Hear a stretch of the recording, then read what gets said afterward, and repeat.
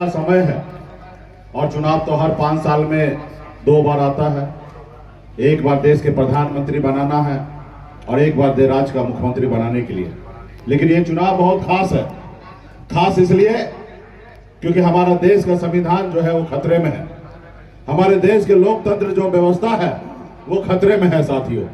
इसलिए चुनाव को, जैसे आपके पूर्वज ने देश को आजादी दिलाने के लिए शहीद हो गए हजारों की संख्या में, फिर देश आजाद हुआ, उसी तरीके से ये चुनाव आप सबको, हम सबको लड़ने की आवश्यकता है। ऐसे लोगों को सत्ता से बाहर करना है जो लोग सत्ता में आने के बाद वो सेवक नहीं, वो अपने आप को हिटलर मान रहे हैं, वो अपने आप को मालिक मान रहे हैं, वो संविधान को नहीं मान रहे हैं, वो बनी हुई सरकार को गिरा देते हैं, वो आपके द्वारा चुना हुआ विधायक सांसद को वो पैसे के दम पे खरीद लेते हैं, वो जो उनको चंदा देते हैं उनको धंधा देते हैं, जो चंदा उनको नहीं देते हैं उनको ईडी सीबीआई का नोटिस भेजकर उनको जेल भेजने का धमकी दिया जाता है। आप बताइए देश हमारा ऐसे चलेगा? मोदी जी, आपने 2014 में क्या आपने घोषणा किया था? क्या अपने देश के युवा से वादा किया था कि हर साल युवा को 2 करोड़ नौकरी देंगे, हर लोगों को अच्छे दिन लाके देंगे? कहां गए आपकी नौकरी? कहां गए वो अच्छे दिन? आपने कहा किसान भाई को आमदनी को दुगुना करेंगे।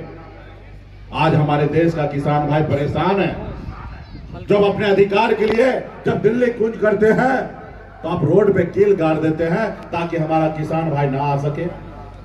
आपने गरीब जनता से आपने वादा किया कि हर किसी को पक्का मकान बना के देंगे। आपने कहा कि विदेश में काला धन है उसको लाएंगे और सबको 15-15 लाख रुपया दे देंगे। तो मोदी जी, मैं आपसे आग्रह करता हूं, 2014 में जो आपने भाषण दिया था वही भाषण फिर से दीजिए। लेकिन वो भाषण तो आप नहीं देंगे, अभी आके आप एक्टिंग करेंगे, रोएंगे, हिंदू मुसलमान मंदिर मस्जिद यही करेंगे। आप 10 साल में क्या विकास किए उसके बारे में कोई चर्चा नहीं होगा। आप बताइए। इसलिए साथियों, बाबा साहब भीमराव अंबेडकर ने हम नेता के लिए सिर्फ 5 साल का समय रखा, इसलिए कि नेता जो आपसे वादा करे अगर वो नेता पूरा ना करे तो जनता मालिक है और 5 साल में बदल देना चाहिए। लेकिन आपने तो उनको 5 साल नहीं 10 साल का समय दे दिया है। आप समीक्षा कीजिए कि उन्होंने 10 साल में क्या किए। अगर अच्छा किए तो जरूर सोचिए, अगर अच्छा नहीं किए तो आप, जनता जो है मालिक है, और आप सोचिए ये देश आपका है और जो लोग आपसे झूठ बोल रहा है उसको सत्ता से उतारिए। आप बताइए, देश के प्रधानमंत्री जो देश के माई बाप है वो हमारे देश के लोगों से झूठ बोल रहे हैं। इसलिए साथियों, आपको लड़ाई लड़ना पड़ेगा, एक एक गांव में जाना पड़ेगा, एक एक बूथ पर जाके खड़ा होना पड़ेगा। ये लड़ाई कोई एक व्यक्ति का नहीं है, ये लड़ाई जो है ये विचार की लड़ाई है, ये संपूर्ण भारत का आजादी की लड़ाई है। इसलिए साथियों, आप लोग, हम लोग आपस में ना बटे, और जब हम लोग आपस में बटेंगे तो बहुत परेशानी होगा।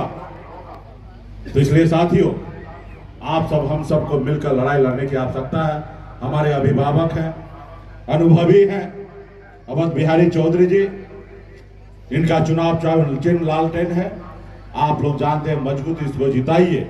जब ये दिल जीत के दिल्ली जाएंगे तो आदरणीय लालू प्रसाद यादव जी का हाथ मजबूत होगा, राहुल गांधी जी का हाथ मजबूत होगा, और जब हाथ मजबूत होगा तो हमारे पसंद के सरकार दिल्ली में बनेगा। और जब दिल्ली में सरकार बनेगा तो लालू जी का विचारधारा क्या है?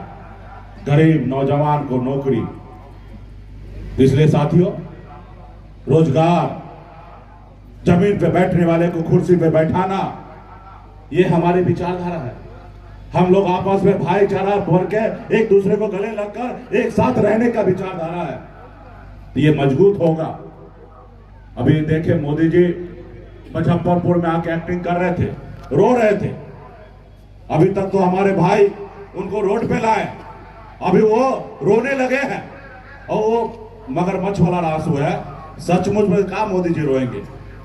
वो शाहरुख खान सलमान खान से भी बड़ा एक्टर बन गए हैं मोदी जी।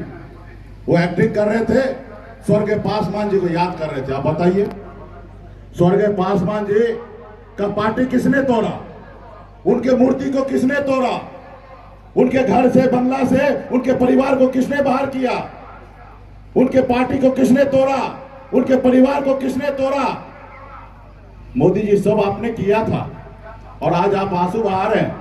2020 में कहां थे जब आप हनुमान बना के उनको बर्बाद करने के लिए रोड पे उतार दिए थे? तो ये मोदी जी हैं। तो इसलिए साथियों, हम सभी को बचने की आवश्यकता है, और इसलिए आप सभी से आग्रह है कि मजबूती से हमारे इंडिया गठबंधन के साथ रहिए और मजबूती से जिताने का काम कीजिए। एक एक बूथ पर जाइए और मजबूती से अपना फर्ज निभाइए। आज हम अपने आने वाला पीढ़ी के लिए लड़ाई लड़ रहे हैं। आज हजारों समस्या को झेल रहे हैं, तकलीफ को झेल रहे हैं, लेकिन हमें खुशी है कि हम ऐसे तानाशाह से लड़ाई लड़ रहे हैं जो अपने आप को हिटलर है। वो नहीं चाहता है कि गरीब का बेटा सर उठा के जिए, वो चाहता है कि गरीब का बेटा सर ऊंचा करे, उसको कुचल दो। इसलिए साथियों, हम लोग डरने वाले नहीं हैं, अब मजबूती से लड़ाई लड़ेंगे और ऐसे तानाशाह के खिलाफ में जो देश को बर्बाद करने में लगा हुआ है। बहुत बहुत धन्यवाद आप सभी को, और आगे कार्यक्रम है।